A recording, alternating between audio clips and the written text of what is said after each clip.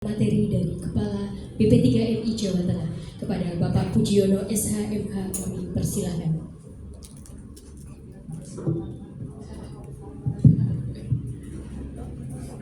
Assalamualaikum warahmatullahi wabarakatuh. Rasa-rasanya Kota Magelang masih lemes ini. Saya salam itu belum semangat jawabnya. Saya ulangi lagi. Assalamualaikum warahmatullahi wabarakatuh.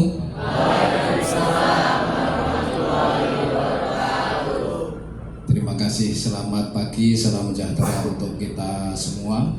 Salam Om Swastiastu, Namo Buddhaya, salam kebajikan rahayu. Yang terhormat Ibu Dias, anggota DPRD Kota Magelang.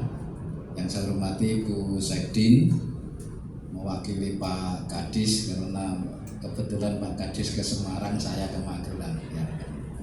Yang saya hormati Pak Kabid, Pak Sutino, dan jajaran yang saya banggakan, adik-adik peserta sosialisasi di Kota Magelang yang saat ini dikumpulkan oleh Dinas Tenaga Kerja Kota Magelang. Pertama-tama saya ingin memperkenalkan diri. Sudah kenal saya belum? Belum ya? Berarti nggak buka TikTok saya ini. Kenalannya pakai pantun apa langsung?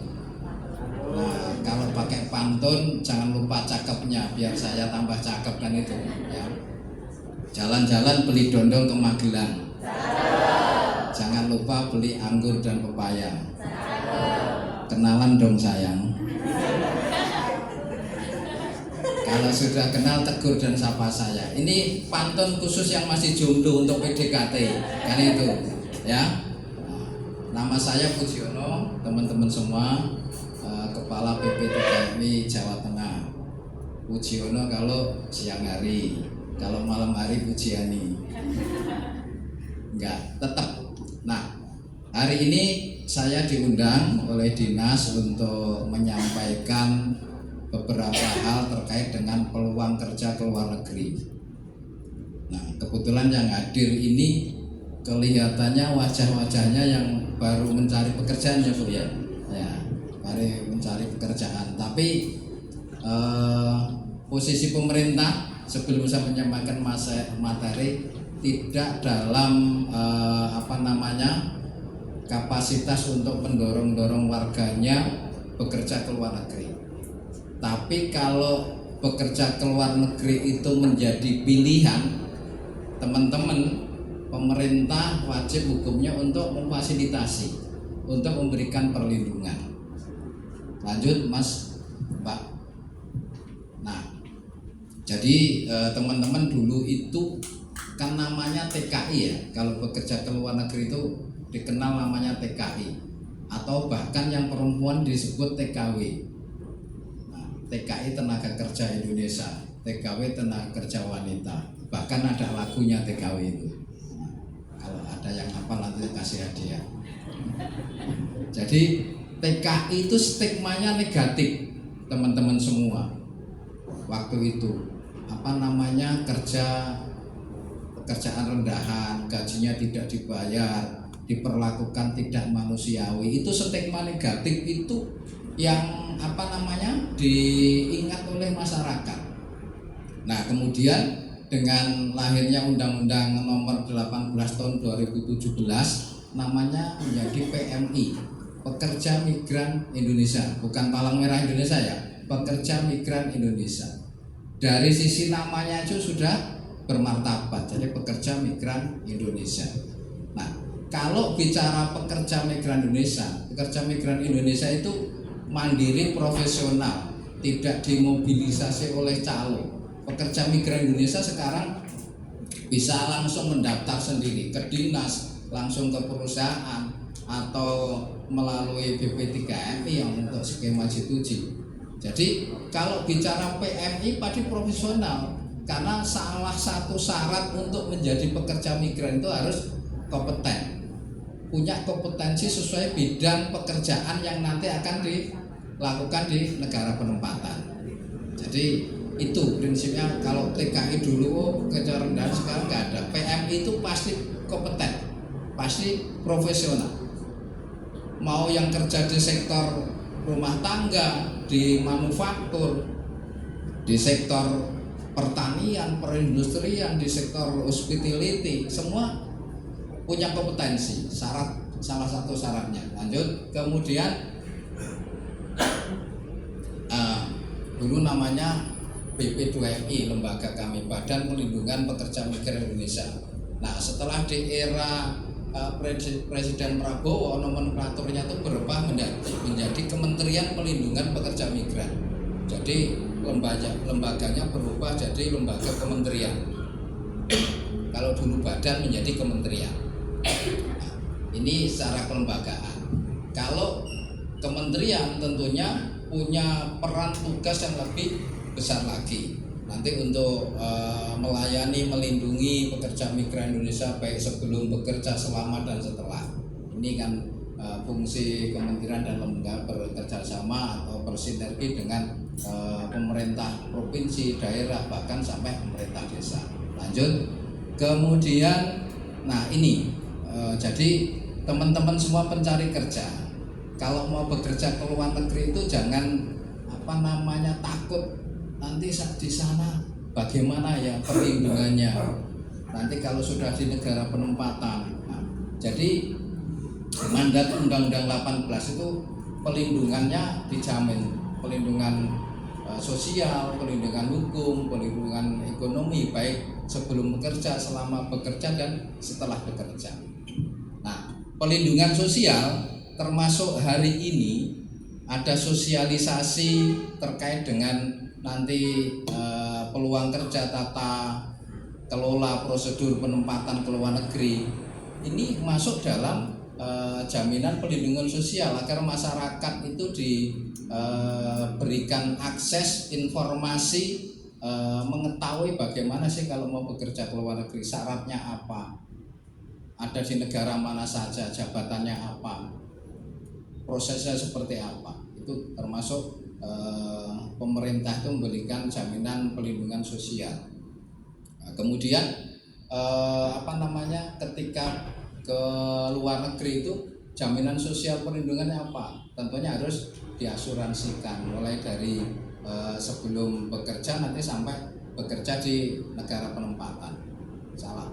Beberapa perlindungan sosialnya. Kemudian pelindungan hukum, jaminan pelindungan hukum. Jadi kalau ada masalah-masalah baik sebelum bekerja, selama dan setelah berhadapan dengan masalah hukum, tentunya pemerintah akan membantu, akan memfasilitasi menyelesaikan.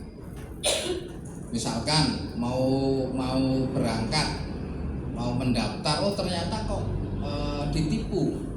Nah, nanti ada peran pemerintah mulai dari tingkat desa sampai kabupaten, di dinas maupun di BP3M Jawa Tengah. Kami sudah beberapa kali masyarakat yang tertipu dijanjikan bekerja di Eropa, misalkan ada di Yunani, ada di Portugal, ada di Polandia, Slovakia, yang kebetulan lewat calo sudah membayar nggak bisa berangkat.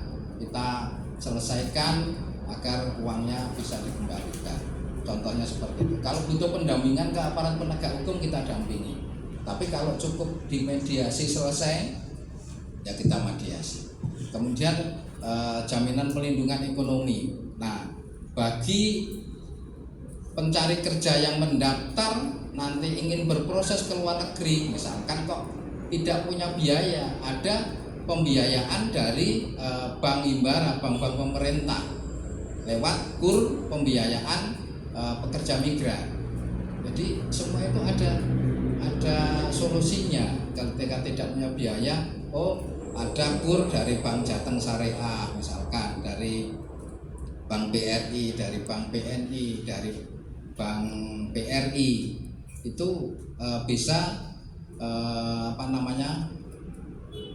memakai KUR untuk biaya PMI. Kemudian ketika pulang nanti, pulang mau berwirausaha, kita BP3MI ada pemberdayaan PMI Purna untuk dilatih untuk mengembangkan usahanya. Ketika modalnya kurang, kita sampaikan ke bank-bank untuk menambahkan modalnya. Jadi mungkin teman-teman belum terinformasi, hari ini kita informasikan. Lanjut, kemudian tugas kewenangan itu sudah dibagi mulai pemerintah pusat, provinsi, kabupaten, dan bahkan sampai desa. Nah, salah satu beberapa tugas pemerintah kabupaten kota termasuk penyebaran informasi, menyiapkan kompetensi bagi calon pekerja migran.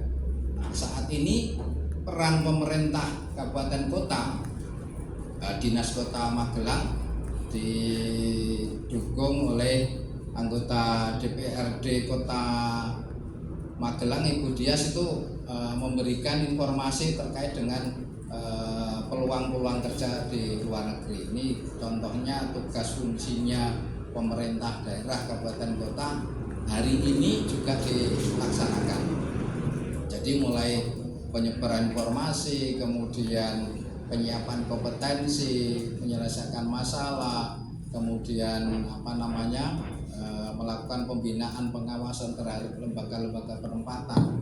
Ini salah satu peran. Kemudian desa juga punya peran memastikan dokumennya itu benar, monitoring warganya itu yang keluar negeri berproses secara prosedural, melakukan monitoring kepulangan, melakukan pemberdayaan. Ini tugas sudah dibagi, mudah-mudahan nanti bisa berjalan dengan baik. Lanjut, kemudian kalau layanan kami, sebetulnya layanan kami itu mulai dari sosialisasi, penyebaran informasi, kemudian kalau ada masalah kita bantu mediasi, kita selesaikan, kemudian layanan pengaduan, ada layanan jaminan sosial ketenagakerjaan, kita bantu untuk kalau ada masalah klaim-klaim belum cair, sampai memastikan dokumen yang mau berangkat ke luar itu lengkap,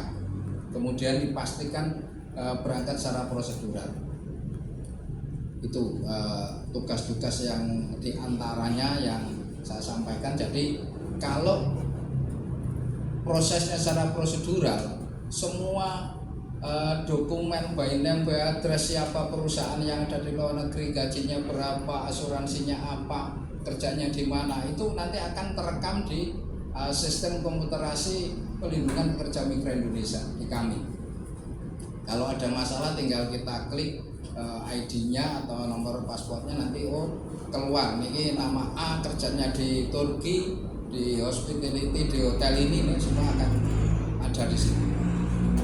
Lanjut, kemudian ini wilayah kami sebetulnya 35 kabupaten kota.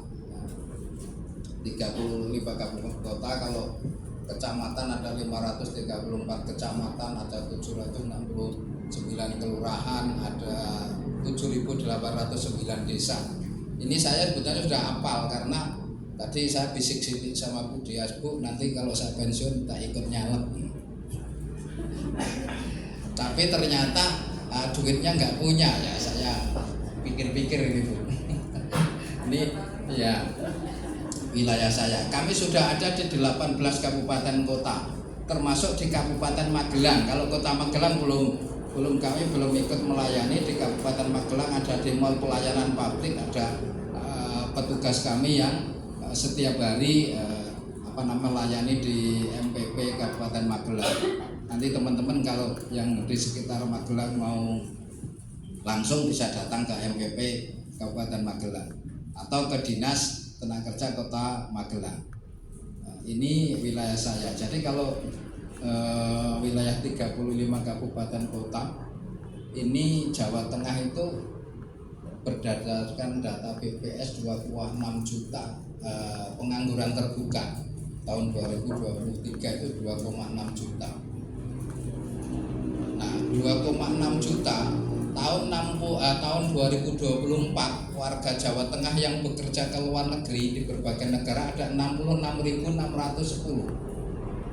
Tapi Magelang kota ini rata-rata 40 yang bekerja ke luar negeri.